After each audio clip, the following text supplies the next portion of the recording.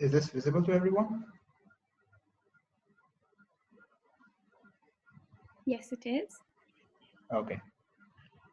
So I'll do a breakdown of our presentation. Basically, we're going to talk about the crisis that Pakistan has with water storage issues and the energy crisis. We're going to try to think of a solution of it, and then we're going to try to criticize it. And then at the very end, Paul and Azhan came up with their own little research where they're going to propose a solution to it. That's going to be the basic gist of the presentation. I tried to make it as simple as possible, so don't worry. So the crisis in Pakistan is basically the water crisis and the energy crisis. Those are the two main ones.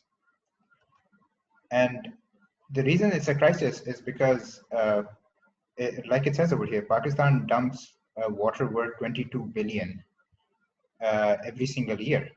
So that's just money wasted, and that money could have been used for agricultural purposes, because that Pakistan is mainly an agricultural country. So that's just profit that's completely lost. And then you have fossil fuel depletion. So because Pakistan relies on fossil fuel so much that it's going to become a problem down the line. I can refer to a study that was done by a professor at the University of Queensland, and according to them, it is estimated that by 2042, the only fossil fuel available is going to be coal, and by 2112, every single piece of fossil fuel is going to be completely depleted. So if we don't ramp up our systems by then there's no way that we're going to be able to survive. And to make matters worse, the cost for these fuels is going to increase down the line, because the more the lesser the supply of these fossil fuels, the more expensive they'll get, and they have been. That's the trend we've been seeing. So it's going to become more and more expensive to even cater to the population of Pakistan, right? So here's a solution. Why not just build a huge hydroelectric dam, right? Because that fixes our water storage problem. We can store a lot of water in there, and it can generate a lot of electricity, right? A study done shows that the Kalabagh Dam would produce about 3,500 megawatts of power, and this would be at a rate of 1.5 rupees per unit. This is compared to what we get from fossil fuels, which is at 16.5 per unit. So at a much lower cost, we can generate a lot more energy. So sure, let's just spend all our money on that, right? But that's not the full truth, right? There are a lot of problems with hydroelectric dams, especially these large-scale ones. So let's talk about the first one, which is the health effect. Now, I point this one out first because this one simply depends on how well you're able to maintain the dam, because it needs to be connected to a large reservoir. And if that large reservoir is not maintained properly, there can be a huge point of, infectious diseases, right? We have, in Karachi especially, whenever it rains, you have these puddles of water everywhere that don't get drained. And then you have a huge increase in population of mosquitoes. So that's a huge problem if that's not catered to. The next is the physical effect, right? The first one we'll talk about is the sediment. So as water is coming in from the upstream, it brings with it minerals and salts and all that. But a lot of that just gets stored up by the dam. And it's really difficult to clean that as well, especially if it's a huge dam. So you have this accumulation of minerals within the dam, and downstream, those minerals aren't being deposited. So your ecosystem downstream is also being affected. The water life doesn't get enough minerals. The farmlands that are utilizing the river water don't get those minerals. And upstream, you just have an accumulation, and this accumulation can cause eutrophication. There are certain cases for that. And then the water that's flooding in from upstream can also cause a lot of erosion, right? And as we learned in Hassan Khan's lecture, that erosion can be very problematic. It can cause greater amounts of flooding. And then let's also talk about the noise and seismic activity.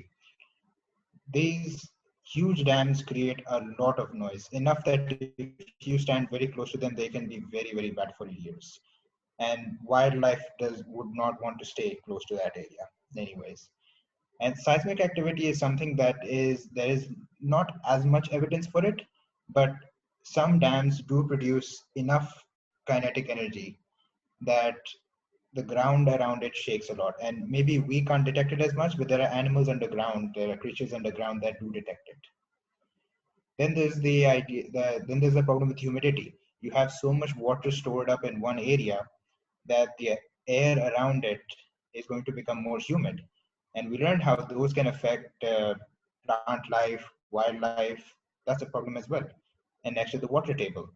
If you have so much stored water, water is going to seep down and it's going to bring up the water table. And that can be very problematic. We have problems with uh, salt coming up onto the land and making the soil completely like very difficult to grow plants on it. Those aren't the only problems. There are far more problems than that. You have the biological effect, right? So I talked about nutrients before, right? You have nutrients that aren't going to reach downstream, right? So you have a lot of people who are not going to be able to irrigate lands properly downstream. And those that are upstream will have problems like eutrophication. But that's not the only thing. There's also the socioeconomic effect. So uh, the the dam is first of all going to take up a lot of space. So you will have to clear out a huge amount of land just to make space for the dam. But that's not the only thing that you're going to need. You're also going to need a power station, and you're going to need transmission lines, and perhaps you are also going to need roads to get to these areas. So you're going to have to clear a lot more land than just for the sheer size of the dam itself. And then you also have migration, right? So if you're clearing out land, you also have to make sure that there aren't already settlements close to the river, which you may have to force out of their living. And that's just going to increase rural to urban migration. And we know that our cities are already getting overpopulated. So it's going to become very difficult to manage them. You would have to give them new jobs, which is a nuisance of its own. So these are a bunch of problems that are normally not taken into account. We normally just talk about the monetary downsides of a hydroelectric dam, but there are a lot of economical costs as well. So overall, this is something that's going to be far more difficult to maintain and far more difficult to implement than people think it is. We can't just throw money at Imran Khan and hope that he makes something that solves everything. So how do we solve some of these problems, right? I can't promise you to solve all the problems, but you can solve some of them, right? Why not build small scale dams? And there's a reason why the font is small, because it's small scale. So small scale dams can mitigate a lot of these negative effects. And additionally, it can also have a lot of benefits. Uh, the first thing, I wrote sediment at the top again. I wrote sediment because in this case, it's a lot easier to clean the dams. The thing with larger dams is, and this is a problem with our current dams as well, sediment is constantly being collected by the dams, and it just reduces the capacity of the dam. But with small scale dams, it's far easier to clean them out. So you won't lose the efficiency that you did with larger dams. So it's slightly easier to maintain. Then you have the points of failure. I wrote this because you can have small scale dams further upstream. And if you have multiple small scale dams during a large flood where a large dam might fail, that could be disastrous. But if you had multiple points of failure, you can you can have one be destroyed and the others, compensate for it until like repairs come in and try to maintain it again. And then you have flood control. If you have more smaller dams upstream, then it's easier to distribute the water as it's coming down. So instead of trying to control the flood with just one large dam, it's easier to distribute the water further upstream and then slowly bring it down, right? So this would also reduce the erosion. And then upstream, you can also create jobs, because if downstream, normally downstream is where you have all the irrigation and all, the land utilization. But if dams are created further upstream, they can create more jobs further upstream, because you can have land over there, you can have water distributed there, the minerals that come from the top can be distributed there. So one would argue that the profit to cost ratio of small scale dams is much lower. And I agree with that. That's true. You would have to spend more creating more small dams rather than one big dam. But as we saw previously, uh, there is a huge environmental cost, which in the long run will be far more problematic. Because keep in mind that Pakistan is an agricultural country, right? And we depend on our natural resources, not just for agriculture, but also for our tourism. And that's something that is very underutilized right now. So if we were to completely destroy nature, then we're not going to be left with much to make revenue out of. So in the long run, that profit to cost ratio isn't going to matter. In fact, small scale dams will probably be more beneficial. Now, the problem with this is that with small scale dams, you're not going to be making giant power stations, right? This is going to be more local, right? So you're going to be powering more areas around the dam rather than to big cities and stuff. But Pakistan's population keeps growing, and this doesn't really fix the energy crisis, not to the extent that we require it to. So what can we do about that, right? Before we move on to the other solution, I would like to show you some graphs. Here's a graph of, this is the worldwide usage of fossil fuels. You can see it mostly just keeps going up. This is mostly because the world's population is going up, right? So despite the fact that we are investing in renewable resources, uh, these non-renewable resources are still growing in requirement. Then this is Pakistan's, oh, sorry. This is Pakistan's energy consumption per year. And you can see that it's going up by quite a bit, right? So it's very easy to estimate how much more energy we're going to be needing maybe 20, 30 years down the line. So small scale dams are definitely not going to be enough, right? And here's a graph of how much of the energy that we do produce comes from renewable resources. And you can see that renewable resources are just barely keeping up. The greater our demands, the more difficult it is to maintain this. So we're not really doing good in that department. So maybe we have another solution to this problem. And here I would like to invite Paul or Hassan to talk about their project.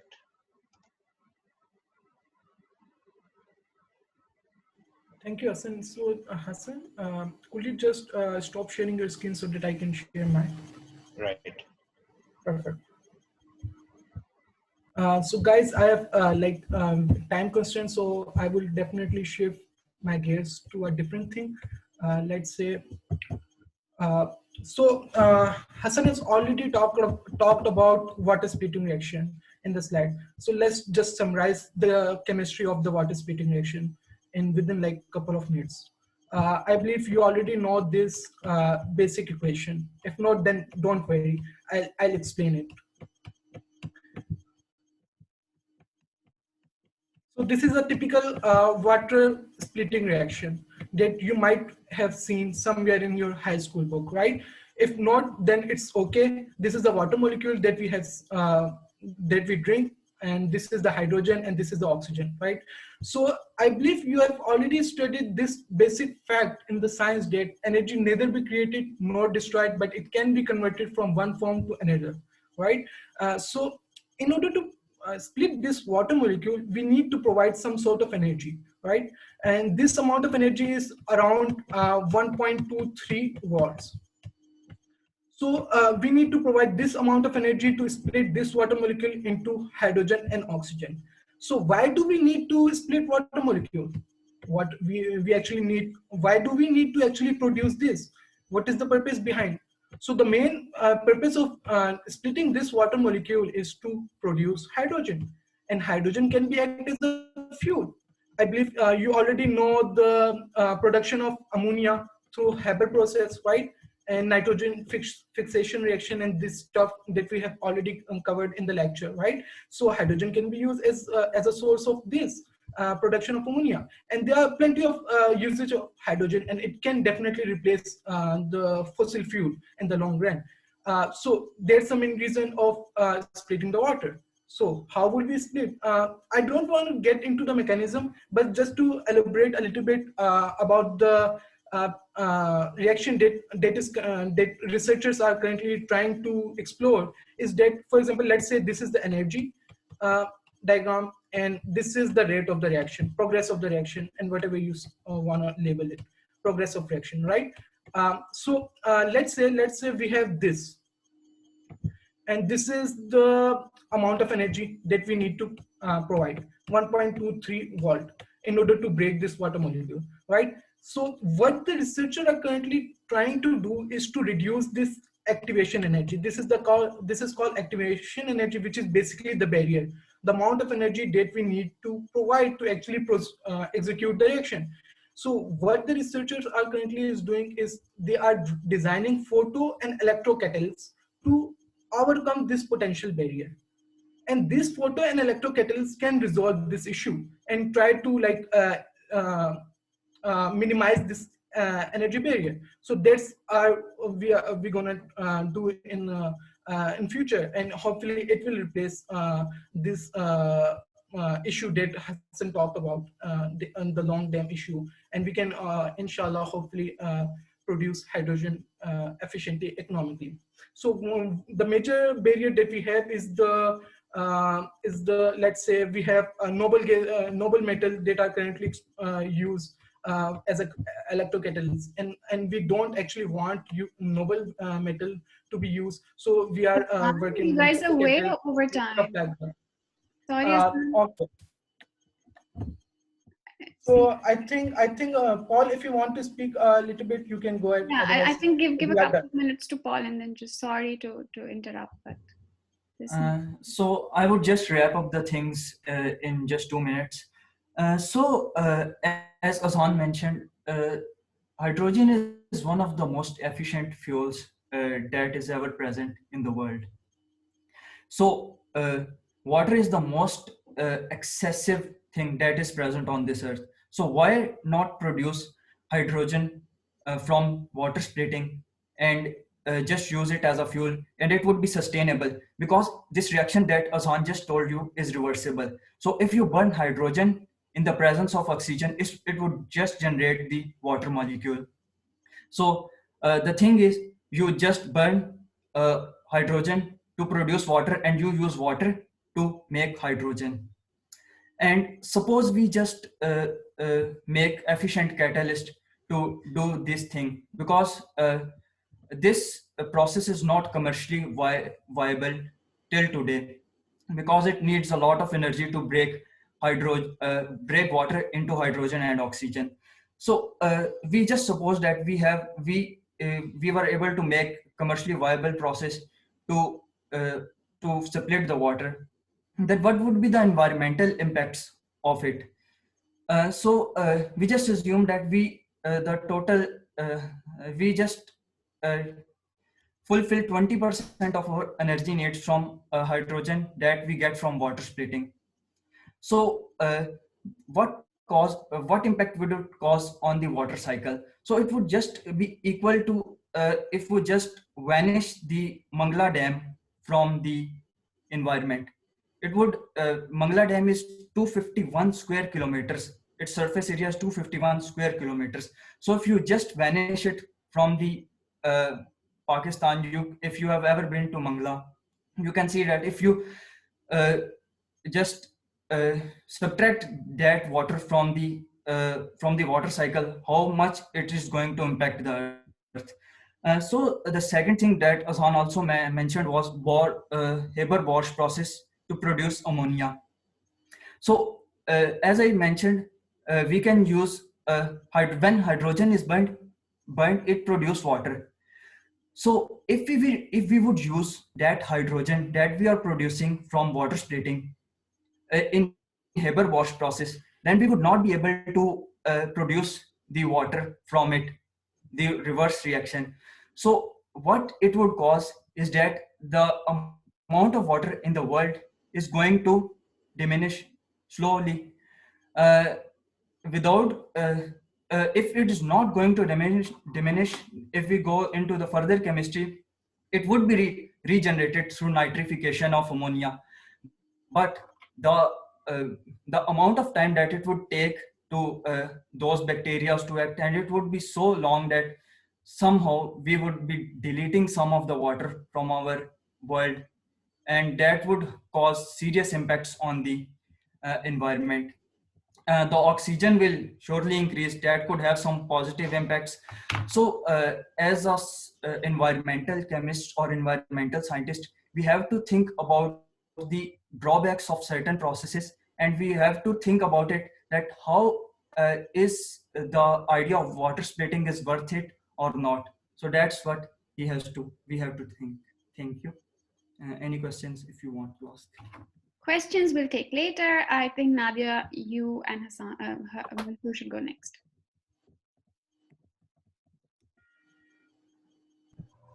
Yeah.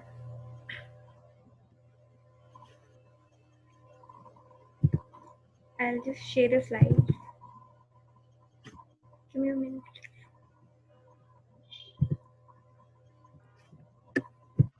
And then after that, we can have Neha, and then past that, perhaps Aman, you can present.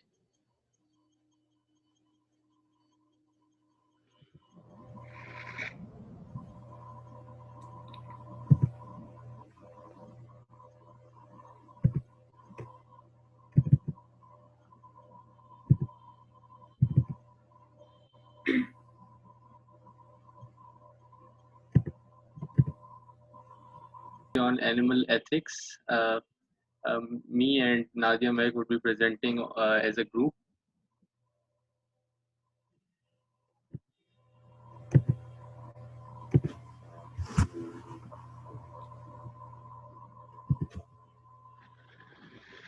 So, yes, as we all know that human activity has led to major changes in our environment, and one of that aspect is related to animals. In this, in our final project, we looked at how human activities have impacted and lead to animal exploitation and animal cruelty. So the first case study that we present here is of factory farming. So the people who so the as we know that population of Earth is population of human is rising at an unprecedented rate. This also leads to increased demands for food production. So to meet that increased demand of food productions, animals uh, are are facing the consequences for these actions. Uh, Secondly, as we all know that we live in the age of capitalism, where economic benefit supersedes everything, and lack of and denial of social and environmental impacts. So what? So the second so the second thing that factory owners have in mind is to profit maximize. Now, for profit maximizing, they keep on lowering cost, and this is why a lot of animals are then kept in unhygienic conditions and in small enclosed spaces where they are not taken care of, and which leads to diseases and illnesses. And this also and to cater this problem, they are injected with antibiotics, and but this also leads to uh, antibiotic resistant bacteria, which could be harmful for both humans and animals. And the second thing, that animals are artificially inseminated to reproduce more animals, and the young ones are taken away for meat, and the female ones are then again indulged in the process of artificial insemination to reproduce more. When these animals have done their part in catering to the human population, they end up in slaughterhouses where they are then slaughtered. What we want to show by showing this case study is that human have the power and humans have the powers and means to exploit animals, but this is not necessarily the justification that just because you are able to do something, you should do it. So it is very there are other consequences that should be taken into account when considering these decisions, such as what impact it has on animals and on uh, animal lifestyle and other things. So the second case study would be presented by Nadia. Yeah. So the second case study we've chosen to depict the animal exploitation of the albatross in the Midway Island. Albatross are these strong birds that can keep flying in the air without touching the ground for almost 3 years. So these are very slow maturing birds. That's why we cannot compromise on their population based on the human activities that we carry out in order to meet our demands on daily basis. So the Midway Atoll Island is one of the remotest places on the earth, but despite being the remotest place on the earth, it is known to be the most polluted patch on the earth, because the water in the Pacific Ocean carries the plastic and garbage from around the globe to this island, which is disturbing the native creatures like the albatross on the island. So the Midway Atoll is one of the biggest home to these albatross on the earth. The picture you can see might be familiar to you because this was shared by ma'am as well during plastic pollution in some earlier sessions. So what these albatross do is they pick up the plastic and the garbage floating on the water and feed their youngs as well. So they mistake this plastic and garbage for fish and food. So what happens is their stomachs get filled with this garbage and waste, and making the newborns full even though they are starving, and the sharp objects that goes into the stomach cut the stomach walls, ultimately leading to the death of these innocent birds. So using plastic in the in the place we are living in now can lead to disastrous effects on a place on the planet that is miles away from us, as can be seen through the case with the albatross. So we had presented two more case studies about the exploitation of animals by human beings. That was the third one was the African elephants that were killed by these poachers for the tusks of these elephants. Um, and then the last case study that we did and that we considered for animal exploitation was the snow leopard. That was a snow leopard, a 6 months old snow leopard that was found in the north. It was rescued by the wildlife department in the north, which was then tamed and caged for almost 4 years, depriving it of developing the basic characteristics that a snow leopard must have. So it was deprived of its characteristics, and but after much criticism, it was sent back to the wild. But it had to come back to people for for its protection from other wild animals and for food. So due to the ignorance and carelessness by confining the snow leopard in the cage, the um, the, the wildlife department deprived this snow leopard um, from keeping the from promoting the generation of the snow leopard.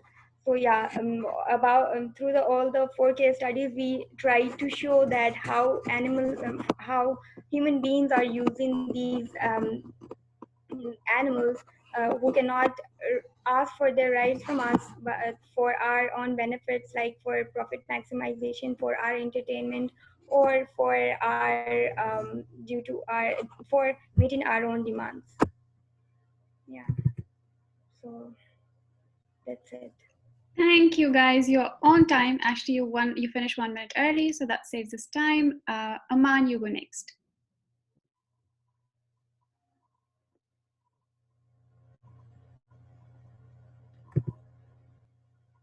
Am I audible? Could you speak again, Aman? Am I audible? Yes, not much better now. Yeah. Okay. Assalamu alaikum, everyone. So the presentation is about electronic waste.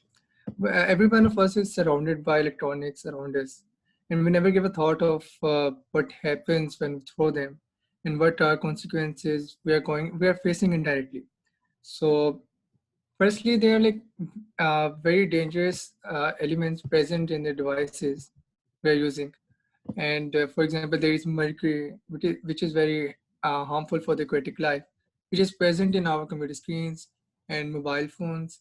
And there is a silicon used in microprocessors of the computers, and it is extracted by mining. And mining has its own uh, consequences on our environment. And along with that, carbon dioxide is produced as byproduct uh, in the production of various kind of mobile phones. And then there is lead and cadmium in batteries, flame retardants in televisions, and CFCs in refrigerators. Uh, in we all have refrigerators in our houses, and we never give a thought about the CFCs present in it. And when we discard them, um, the CFCs cause the ozone depletion because it is causing depletion in ozone, so it must be treated in a different way. So we're going to look how we should recycle the electronics present around us. And moving forward.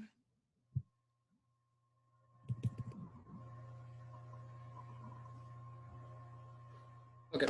So the most common way electronic devices are disposed of are is dumping them in landfills. But dumping them in landfills directly will have major impact not only on the land pollution but also on the water pollution, as the groundwater present beneath the earth will mix with the harmful substances present in the devices, and that will eventually go to the river or seas and affect the aquatic life there. And secondly, not only the water, but also the gases present in it will cause air pollution. And one of the main component we see is plastic, and plastic present in the wires are major reason that causing pollution. And one of the ways to one of the ways to dispose these electronic devices is burning. But burning devices without recycling them has its own consequences, because it is going to produce diodes of sulfur and nitrogen. And we all have studied at how such diodes affect us physically, and how it has health uh, consequences on human beings. And secondly, this is some stat I got about the manufacturing of a device. We see a device, but we never give a thought about how much pollution is caused uh, for producing a one device. So a 17-inch monitor uses at least 20 kg of fossil fuels, and 22 kg of chemicals, and 1500 kg of water. And there is total of 1.8 tons of material, which become a major cause of environmental pollution during and after manufacturing. So giving these stats, imagine 20 kg of fossil fuel burning, and how much pollution is caused by it, and how many chemicals are released in air for the production of one. And we are surrounded by thousands of them. And how much impact collectively it is going to have on us. And these are some stats talking about the global first. There is around 50 million tons of electronic waste discarded every year. And the major countries in which these e-waste is discarded are China, Africa, Pakistan, India, and Vietnam. And one of the important fact I learned during my research is that the e-waste from the developed countries are imported to the underdeveloped or developed countries. Just for example, in Pakistan, large amount of e-waste is imported, and one of the main reason is the economics of Pakistan. Uh, Many of us are not in a position to get the latest technology because of our purchasing power. So a large amount of second-hand devices get imported from Pakistan, and the parts are recycled, and the devices are refurbished, and then we get it, which one of the main factors to have increased the e-waste in Pakistan in recent years. And as you can see, in 2015, Pakistan generated around 315 metric kilotons of e-waste. And secondly, the handling of electronic devices plays a major role in it. And recently we saw a fee center, one of the biggest Lahore's electronic market, got fire, and everything in it got burned because they never thought of handling them in such crisis. And everything in the building got burned, and uh, there was in great increase in the e-waste. So there is a need to better handle and to take better measurements about it. And not only on the production side, but also when these devices are on the display on the outlets, that just in case if some mishap, some there is a kind of mishap, so how we are going to handle it. And secondly, uh, not only the visible pollution, but pollution we're causing at the backside of it. For example, desktop using an average of 200 watt hours in an hour, 200 watts in an hour. So if we left our computer screen on for no reason, or when we are not using it, so it is going to have impact on the production of electricity. And we all have studied in our course that how production of electricity uh, causes pollution. And living in a country like Pakistan, where electricity is produced is not produced in environment friendly way, we are still using coal and fossil fuels to produce it. So there is going to have consequences for leaving our laptops and mobile phones not in use for hours. And also uh, next Aman, sorry, my one more minute, okay? No more. My fellows talked about how wildlife is affected by pollution, but I would like to add that not only the visible pollution, but also the pollution caused by radiations is having great impact on our wildlife. For example, the radiations of mobile phones, millions of birds are killed during the process of migration because they lost track, because they used waves to track down their journey. And this is the pattern given by the uh, this is the pattern I got from the internet, and you can see that a bird flies near the sea but never over the sea. So you can keep this in mind when installing towers, mobile towers, so they can migrate freely. And secondly, some positive steps were taken by the large companies, which will have great impact on our environment. For example, Apple aims to make their company production carbon free by some next few years. And after that, uh, Xiaomi has commits to reduce its plastic packaging by 60%. And after this, when other like companies are going to follow such footsteps, this is going to have a positive effect on our environment. And the last and most important thing is our responsibility to handle such devices and to recycle them, and not to throw them in our regular trash, but to go to the nearest e-waste facility. I have searched for some like green earthing recycling facility in Lahore and geolinks in Karachi. And thank you very much.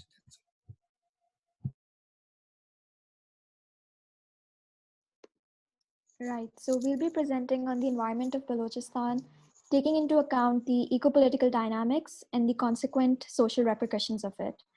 We will be dividing the presentation into first presenting our thesis statement, and then presenting the case studies of CPEC, SUI, and SAINDAK mines. And then we would be ending it by presenting the post-colonial framework that we've decided on for our paper. Our thesis statement is that the eco-political struggle that has marked the environment of Balochistan is a result of the rampant exploitation perpetuated by the state and its focus on unsustainable development that excludes Balochistan from the group that it proves advantageous to, consequently leading to negative social repercussions. The next slide is CPEC. The point that we're trying to make with the case study of CPEC is go on about it from an economic perspective and talk about this case study that is done by some Chinese researchers in a university in China, so that they could tell entrepreneurs the risk factor of the ecological imprint of CPEC on Balochistan and Pakistan. They did it by it was called the Environmental and Social Risk Evaluation Estimation, and it used the fuzzy comprehensive evaluation method, which is basically taking multiple variables and putting in sets and trying to analyze and assess the potential environmental and social risk factor. What they found through putting it through the fuzzy comprehensive evaluation method was that the environmental risk on Pakistan is very severe, especially to water and land because of the infrastructural growth. There's a Likert scale on which there are 5 levels. On 5 levels, water, air, and biodiversity came up on the higher scale, which meant that the environmental risk to Pakistan from CPEC was very severe, and they recommended to entrepreneurs that either the Chinese government should tell the Pakistani government to put safeguards in place through which the environmental risk can be reduced, or to not invest into this project until they do. For instance, in Gawadar, there are 2 agricultural lands, Moza Ziyarat Machi Gharbi and Moza Chatti Janobi. The populations living over there, their entire livelihood is dependent on the environment because they have agricultural land. And any changes in the ecology or the chemical composition of the soil proves disastrous to their livelihoods because they're not big landowners. They're small landowners that are growing maize, barley, and wheat. And any changes to the land over there, because rainfall is low and the ecological woe of the soil changes.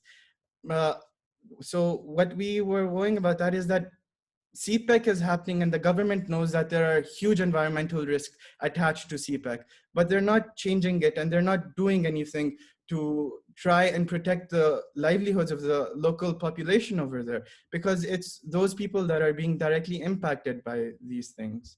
In the next slide, there's the case study of the Sui gas fields.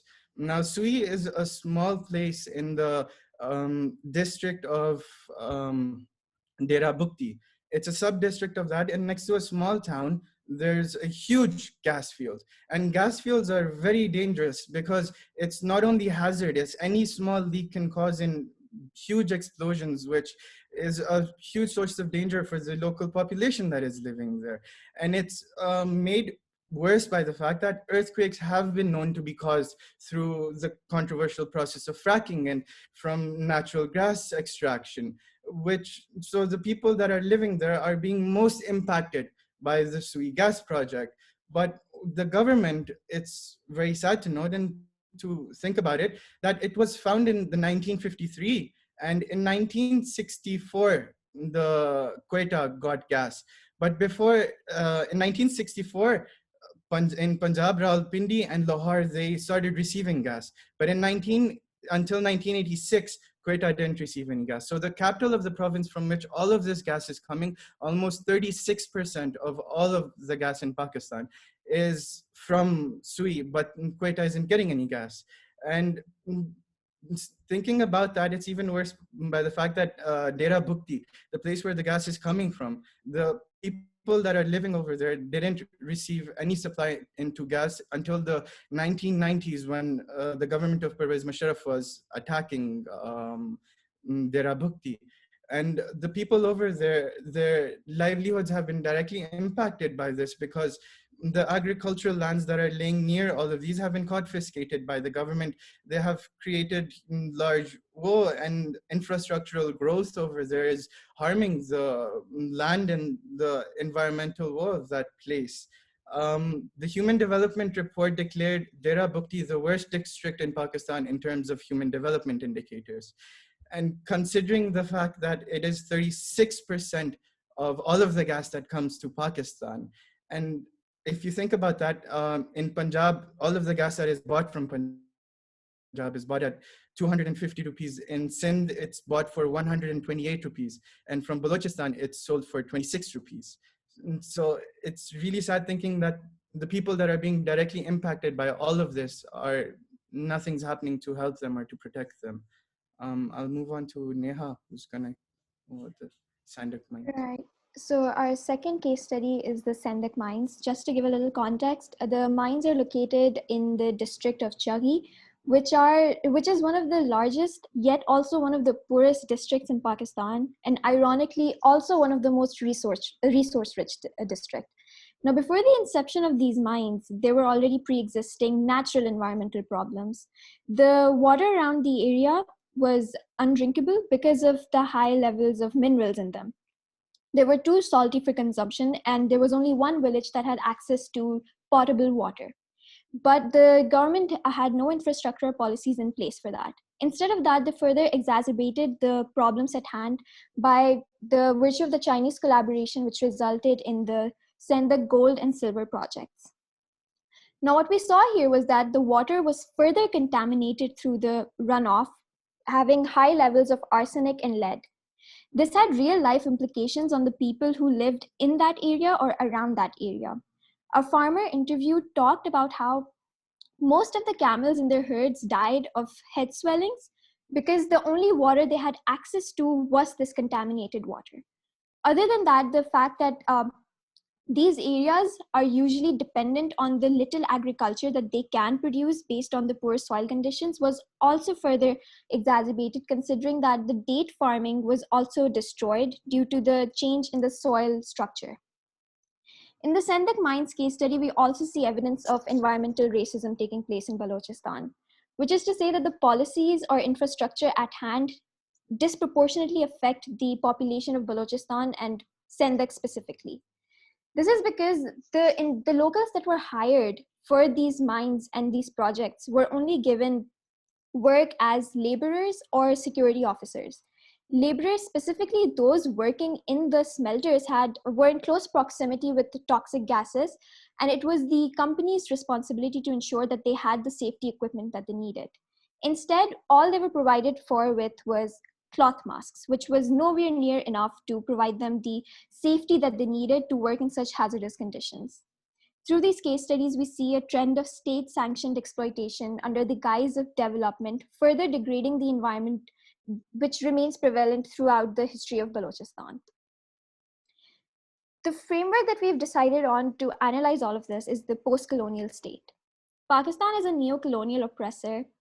The framework being proposed is that the federal government of Pakistan has adopted the role of the colonizer in the oppressive assertion of its ownership over Balochistan's land and resources, effectively crippling the province in the near future due to the unregulated extraction, as well as the neglect of prevalent environmental crises such activities trigger.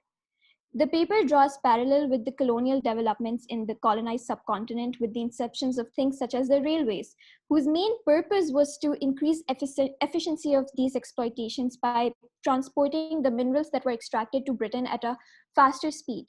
Other than that, there were also significant externalities of such developments that were ignored by the state.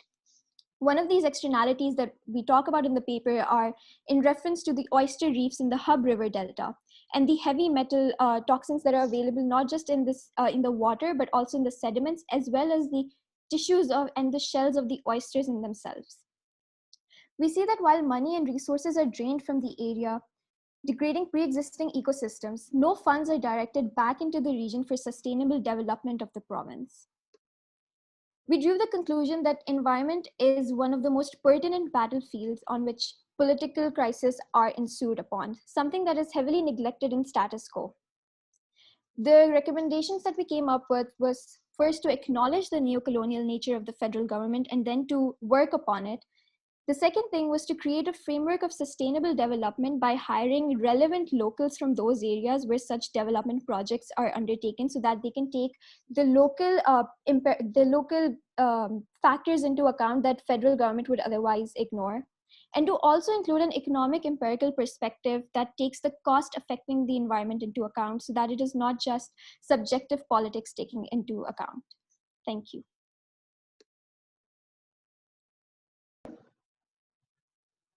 Yes. Okay. Okay. So my topic is sustainable event management.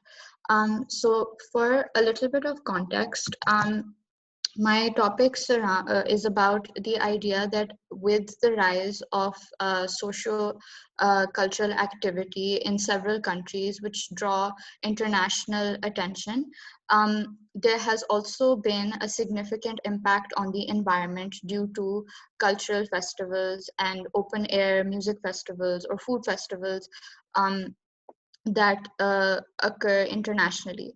So to investigate further the environmental impact of such events, I have chosen 3 case studies, and I will share them with you here. So I investigated the environmental impacts of 3 international festivals. The first one was the Transylvania International Film Festival. The second one was the Glastonbury Festival, and the last one was the Tomatina Festival. So these 3 festivals are unique in their own way. So for example, TIFF is a film festival, Glastonbury is an open air music festival, and Tomatina is a food festival.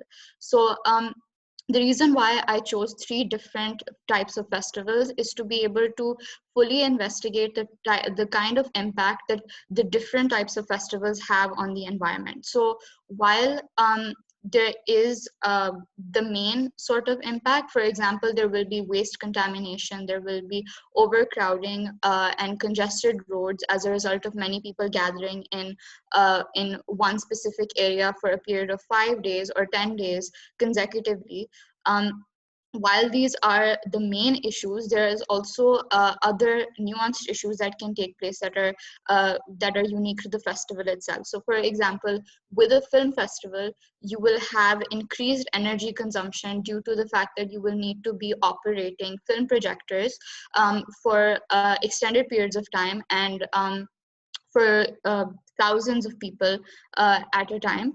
And then, for example, with the Glastonbury Festival, you have people camping in one specific area. So you have people who are leaving their tents after the festival is over. You have people leaving behind airbeds or basically increased plastic pollution in one specific area that has been accumulating for a period of days, or you have people who are not using the sanitation services properly. So you have that impact on that specific area. And then the final one, probably the most unique one, is the Tomatina Festival, which is a very peculiar type of food festival because it involves the throwing of overripe tomatoes on the streets of a very small town in Spain. So this brings in the facet of food waste into the picture, where you have people who are throwing tomatoes that could otherwise be used to tackle hunger problems. So for example, in 2015, when the Tomatina Festival took place, there was a tomato famine in Nigeria. So things like that, when these festivals are taking place, are not really taken into the picture, taken into the account when policies are being made.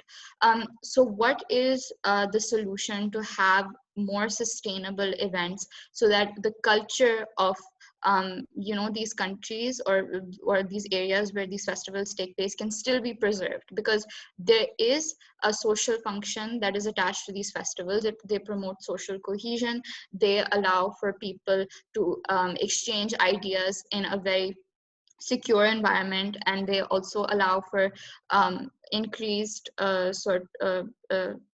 they allow for increased solidarity within host communities, as well as people who are flying in internationally. So what can we do in order to make these events sustainable?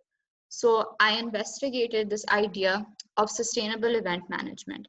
And in this, we basically, the first order of business is to gather information about environmental indicators. So this includes researching and collecting information about certain aspects of the festival. So this will include the total carbon footprint of the festival itself.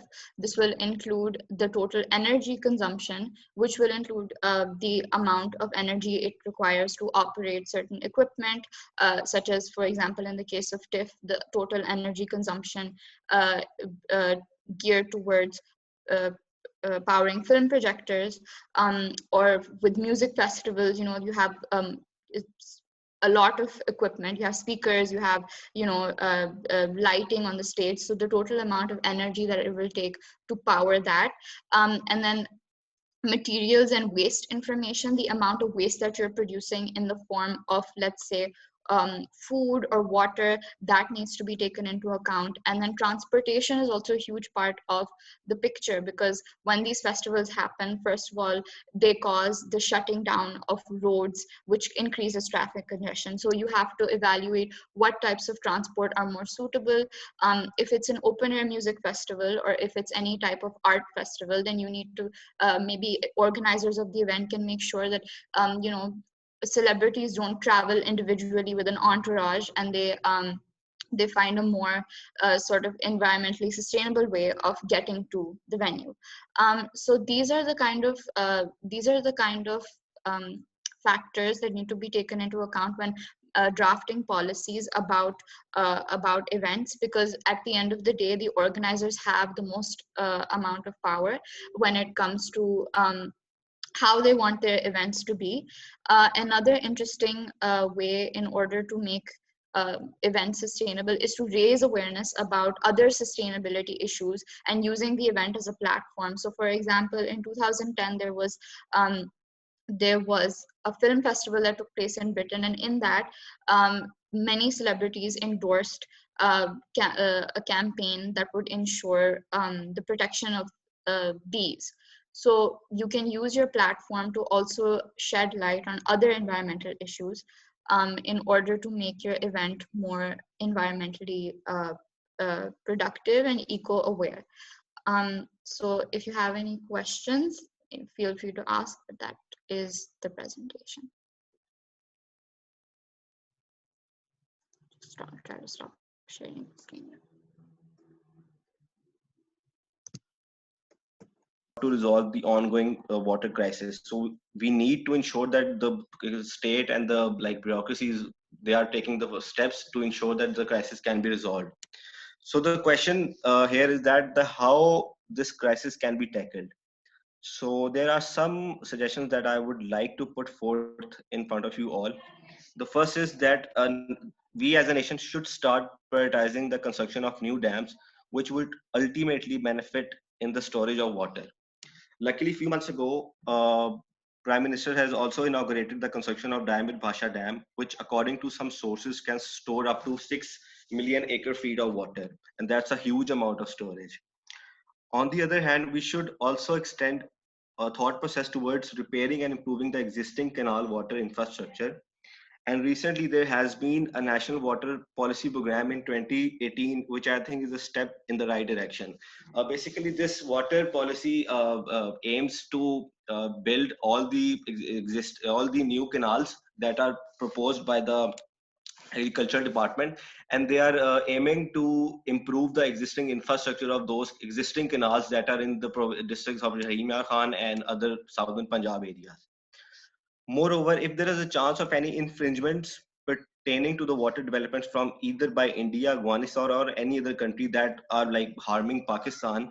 So Pakistan, I think, should strategically drag the country, that particular country, to the worldwide courts, so that there's no infringement by any of the country. Lastly, Pakistan should learn from other countries as well, such as I've quoted the example of Singaporean 4-tab model and Australia's water management system. So these both examples are quite useful for Pakistan, and Pakistan can learn from them that how they have tackled the water crisis in their country.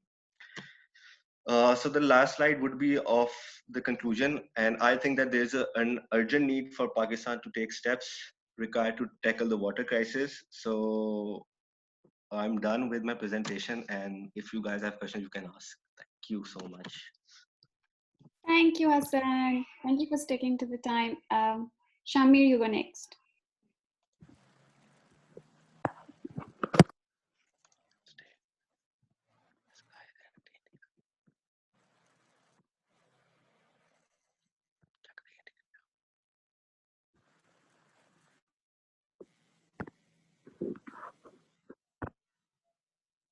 Can you all see my screen?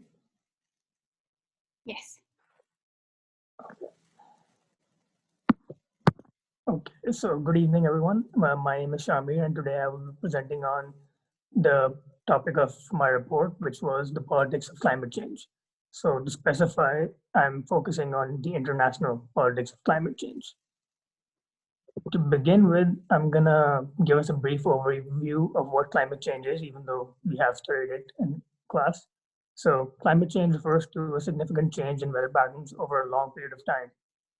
These include, but are not limited to, temperature, precipitation, and wind patterns. It occurs through a number of factors, both human and natural. In the former, it occurs through the burning of fossil fuels, deforestation, and industrial processes, which release greenhouse gases into the atmosphere. These gases then trap the heat in a layer in the atmosphere, causing temperatures to rise. The adverse effects of climate change and the frequency of environmental disasters have reached alarmingly high levels in recent years. A few examples include the California wildfires, Typhoon Hagibis in Japan, and Cyclone Idai, I don't know how to pronounce this, but that in Southern Africa. Not to mention the Australian wildfires that raged on for 2 months. All of these disasters were major hits on the economy, with each of the aforementioned crossing over $1 billion in damages. Yet, despite the harmful consequences, there have been a failure to form an effective coalition to combat climate change due to differing economic and political interests of developed and developing countries alike. I'm going to delve into the history of these initiatives. The first of which was the Club of Rome initiative in 1968, which focused on balancing economic interests with sustainability. There was not much accomplished at this, and 4 years later at the Toronto conference, the world leaders from emerging countries and developed countries alike agreed that the carbon dioxide emissions had reached alarmingly high levels and needed to be monitored. In 1972, at the United Nations Conference on the Human Environment in Stockholm, 113 countries agreed to incorporate a number of policies to combat growing environmental concerns and issues. Then in 1988, at the Earth Summit in Rio, the United Nations Framework Convention on Climate Change, or the UNFCCC, was passed, with the sole aim to regulate the emission of greenhouse gases. A conference of parties was also established, which led to what is known as the Kyoto Protocol of 2005, an initiative in which developed countries were to limit their emission of greenhouse gases. The issue with these conferences was that they set undefined targets and made promises with no stringent guidelines to achieve them. For instance, at the summit in Rio, there were no goals set to reduce carbon dioxide emissions and were only specified upon in the Kyoto Protocol 5 years later. These directionless initiatives also led to the focus primarily remaining on developed countries, with no plan of action set to aid less developed nations in adapting to the situation. Additionally, Major political forces on the international forum, such as China and the United States, consistently favored voluntary agreements to binding ones. And with no legal compulsion to enact policies to reduce emissions, there was a constant failure to effectively address global warming and climate change. The United States refused to sign the Kyoto Protocol and withdrew from the current treaty on climate change as recently as 9th November, which is known as the Paris Agreement. Both countries placed their economic interests first and did not want to harm their economies by sacrificing their use of high-scale emitters like fossil fuels. The United States traditionally said that the implications of the Kyoto Protocol were unfair on them because they did not regulate high-scale emission countries like India and China. Moving on, let's look at the current international treaty on climate change, which is known as the Paris Agreement. So the Paris Agreement provided hope for the future. Under its terms, all countries developed and developing were to make reduction pledges and a series of reporting obligations and collective stock-taking exercises were enacted to create sufficient political pressure to ensure that effective performance was carried out and that these countries were adhering to the policies as set out in the treaty.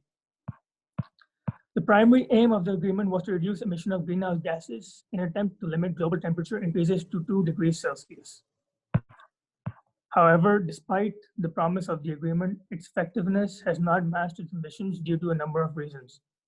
For instance, the transparency which ensures the success of this treaty is nowhere ensured, and countries are very lackluster on their reporting standards of how they are carrying out their economic policies. And in addition to this, the absence of binding regulations is also a factor that has contributed to the ineffectiveness of the treaty itself. While there has been annual debate and fervor surrounding climate change, the ambition needed to match effective countermeasures has consistently lacked over the past decades. Both developed and developing countries need to acknowledge the severity of the issue and their responsibility towards it, and must call for obligatory action instead of voluntary action. Because as long as countries are not forced to adhere by stringent and strict measures of gas emissions, they will not do so, as has been proven in the past. The sole issue then should be in the upcoming COP conference in Glasgow, that there needs to be a change, while change can still be enacted, and the change needs to be on focusing countries on agreeing to sign policies which are binding and not voluntary, so that action is taken. That brings the end to my presentation. Thank you.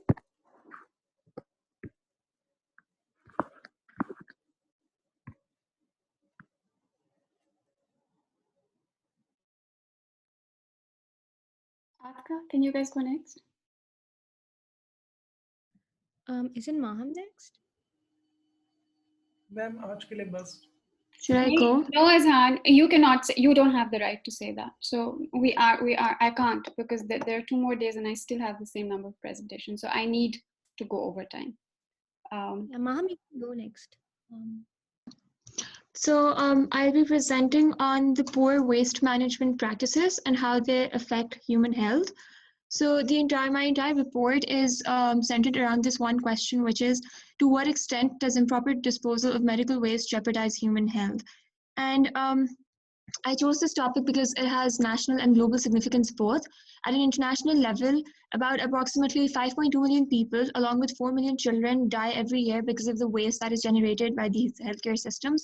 And because we tend to dispose it off in a very, with like poor waste management practices, and we're not careful about our disposal methods, people end up falling victim to diseases like hepatitis B, hepatitis C, and other HIV infections. And so I start off by in my report, I started off by defining what medical waste is and how it can be categorized into 3 basic categories. The first one is sharp waste, the second is chemical waste, and the third one is genotoxic waste. So the sharp waste basically consists of blades and needles. And then I've also talked about the health risks that are associated with that particular type of waste. And similarly with chemical waste, it also includes chemicals, pharmaceuticals, and mercury. And I've talked about it in more detail in the report. And then with genotoxic waste, so basically genotoxic waste is waste that has, or it basically includes waste material that has the ability to affect one's genetic material, like the genetic material in our body. And for each of these individual categories, I've used different case studies from the developed and developing countries both, to give examples of instances where people have been affected by the diseases and how they've, their life is at a risk. And then the other half of my the report focuses on the problems and solutions that are associated with the topic under discussion, which is the improper disposal of medical waste. So the problem exists primarily because of illegal dumping. People tend to throw medical waste whenever and wherever they want to, without realizing the fact that these dumping sites then attract disease vectors like mosquitoes and flies, which transmit diseases like hepatitis, typhoid, and HIV infections. The other problem is lack of awareness. People do not understand that that medical waste needs to be segregated and it needs to be put into different bags and containers, and they just tend to dispose it off with the regular waste, and it ends up becoming more harmful. And lastly, lack of infrastructure facilities. So countries like Pakistan, Indonesia, Nepal, Thailand, they don't have proper transportation facilities which can take the medical waste to the designated dumping sites, and as a result, it gets mixed up with the general waste, and the local population is then put at a higher risk of getting affected by diseases. So the solutions that I've proposed are, there are three basic solutions to overcome this problem. The first one involves creating awareness. It's important to educate the public about the dangers and the health risks that are associated with this, with the improper disposal practices. And then the second one is better segregation facilities. So people need to dispose of medical waste by separating it into different color-coded bags and containers, so that they know which type of medical waste goes in which particular container or bag. And lastly, people need to maximize technology. So they need to use advanced methods of technology. And countries like Germany have already put these into practice, like landfilling, recycling, and autoclaving. And instead of incineration, which is also not that environmental friendly. So along with this, there's also a need for better political policies. Countries need to have dioxin limits, because when the process of incineration takes place, dioxins and other harmful toxins are released into the atmosphere. And because of that, the improper disposal of medical waste indirectly affects human health as well. So in order to overcome that problems, countries need to implement laws that have a strict strict limits on dioxins. And other than that, there's also a policy report issued by the World Health Organization, which provides guidelines for the proper management of different categories of medical waste, which countries need to use so that they can overcome this problem. And that's basically about it. Yeah. Thank you. Atka, you guys go next. Sure, thank you. Simul, can you please share your screen? Yeah, sure. Okay, so thank you for staying around. We're going to talk about plastic pollution. Simul, can you move to the next? Okay. Okay, so our topic is basically on plastic pollution, and in particular, we're going to understand the political economy of plastic bags. And I'm going to start with the midway told, and I plan to discuss it in detail, but Nadia did it for me. And she talked about plastics and how, this is a remote island in the world, but it is still called the plastic island. And there is so much damage that we have done, even in places that we don't really reside in. So Simal, can you move on to the next slide? Okay, so I'm now going to talk about the political economy of the plastic industry. What do we really mean by the political economy? It's basically it's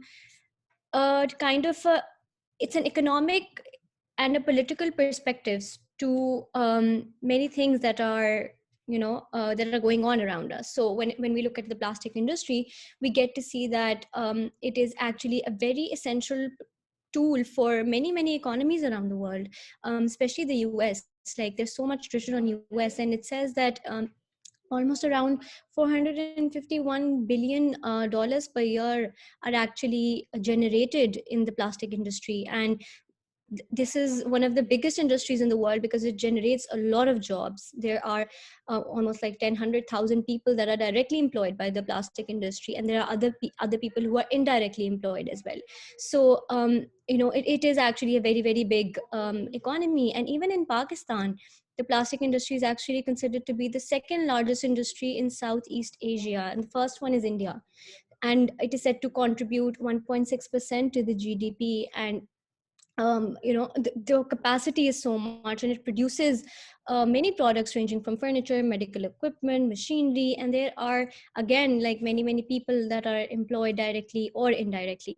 And there are definitely a lot of economic benefits that the plastic industry seems to give economies, and which is why we don't really take the environmental aspect very seriously. But obviously there are certain costs, actually a lot of costs, that are involved with this industry.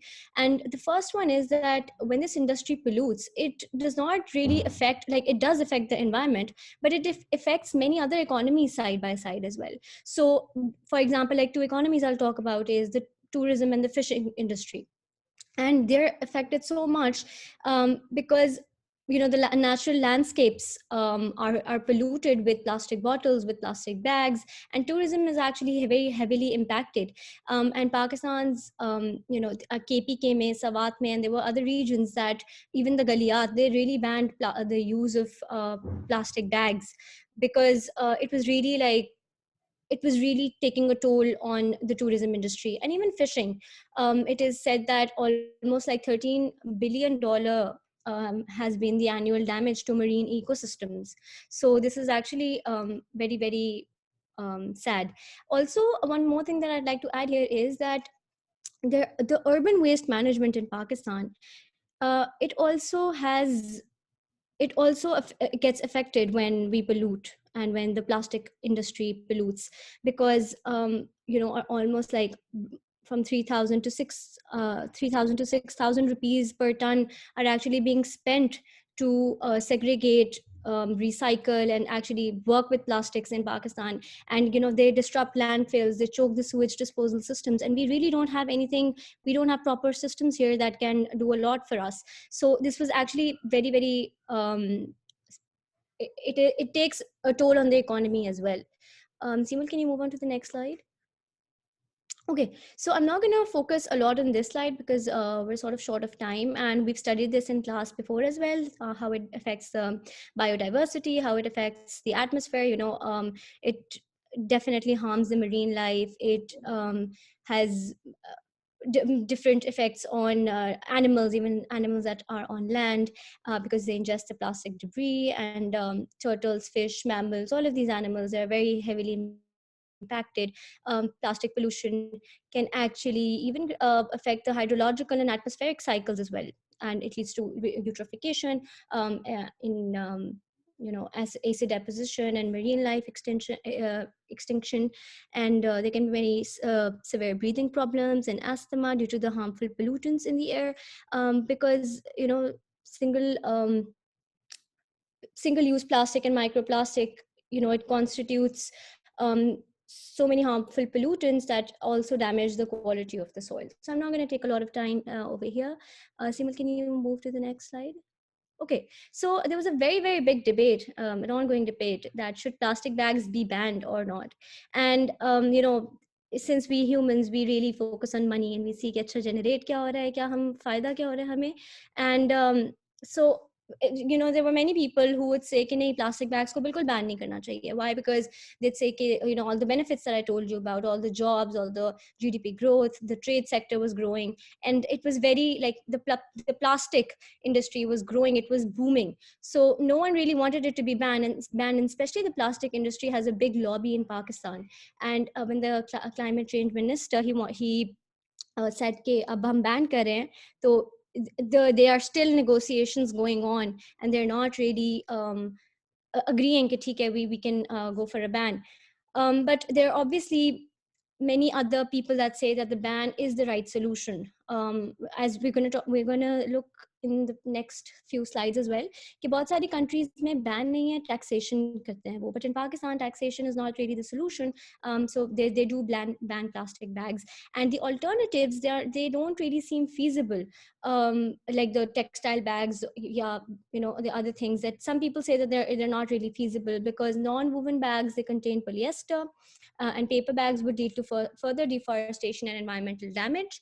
And even fabric bags, they are not recommended for food as they can pick up odors and carry bacteria. So there's a lot of like arguments on both sides. And now Simul will take over and will conclude the presentation. Okay, okay, so now I will be talking about like what the stance the world has taken. So in other words, what other countries have been doing to combat the plastic pollution. Many developing countries have been more inclined towards a ban because these countries don't have a proper system in place to dispose of the plastic properly. For example, one example is Africa, where the ban was successful because the plastic industry there was not as prominent as it has been in other countries like Pakistan and India. Romania is another country that used legislation to reduce its plastic waste, where it finally imposed a ban on the plastic bags after the failure of the taxation policy. In case of the United States, even though there was no federal ban on the plastic bags, some states such as New York, California, and Hawaii were among the few who banned the single-use plastic bags. As far as Pakistan is concerned, the government took various steps to ban non-biodegradable bags. For instance, in the Prime Minister Imran Khan's Green Initiative, drastic steps were taken for this ban, and those selling or manufacturing plastic bags were fined by the government. But due to the existence of undocumented sectors, as mentioned by Atika, and corruption, the implementation of the plastic bag was not as effective as it should have been. Therefore, based on the stats given here, we can see that the countries where legislation were in place took a more firm stance towards restricting the use of the plastic bags than countries with little or no legislation. Moving on, let's look at some of the alternatives to plastic bags. This is something that everyone should focus based on the fact that banning plastic bags in a country like Pakistan cannot solely solve the crisis at hand. So first we have is textile bags. The switch towards using a textile bag over a plastic bag by the consumer is something that has recently gained importance in Pakistan. Even though buying a textile bag repeatedly may not be environmentally friendly based on the environmental footprint it has, it is still reusable and recyclable. Second alternative could be paper bags, which are often seen in pharmacies, fast food restaurants like McDonald's, and in bakery shops. Okay. Third we have is compostable bags, which are produced from vegetable matter like potato or cornstarch. They're said to break down easily once disposed of. Moreover, in Pakistan specifically, the trend also has been towards using the Kenyan model, which basically suggests using biodegradable bags made from plants. Further, now, okay, I hope that you are all well on the same page regarding the fact that plastic pollution is something that everyone should be concerned about. Therefore, based on our research, we will be suggesting some really viable solution that Pakistan can focus on in order to overcome this crisis. First, we have the concept of circular economy, and I think that is most effective solution to turn to. It involves designing the packaging in a way that is recyclable and reusable. Moving towards a circular economy will mean less plastic in our shared environment. It will also contribute towards the UN Sustainable Development Goal on sustainable consumption and production, especially targeting the 12.5 on substantially reducing waste generation through prevention, reduction, recycling, and reuse. Second, we have is taxation and capping the supply. Through this framework, the government can limit the choices available to the producers by raising their marginal cost at each level of production. The resulting increase in the marginal cost can help reduce the production and the consumption of plastic. Likewise, the government can also implement capping the supply tool to limit plastic usage. This could be in the form of polluting quotas, where the market pays a price for each unit of the pollutant they emit. Third, we have recycling programs, but these are not as compatible as we think based on the energy usage and wastage that it will lead to. Moreover, in terms of the smaller initiatives, the government can also collaborate with certain environmental protection agencies and NGOs in the form of cleanup drives with the aim of educating and raising awareness among individuals. Last but not the least, I think that implementing sustainable waste collection system and using renewable energy during collection and disposal of waste could also prove to be equally effective towards reducing the negative impact of plastic usage. This concludes our presentation, and let us know if you guys have any questions. for listening to your peers. I hope this was helpful. I hope the exercise was helpful for those who worked on the presentation, who presented, but also for those who were listening, because some of the aspects, as we know, really merge or converge with some of the discussions that we've had in the class. And I look forward to seeing you on Wednesday. I don't want to waste more time, so I'll just let all of you go. I just wanted to apologize to Ashan. There was just an overreaction. I didn't mean to be rude. So there you go. You can all go home, enjoy your dinner, and then come back on Wednesday and enjoy watching the presentations again. Allah Hafiz. Allah Hafiz, ma'am. Allah Hafiz.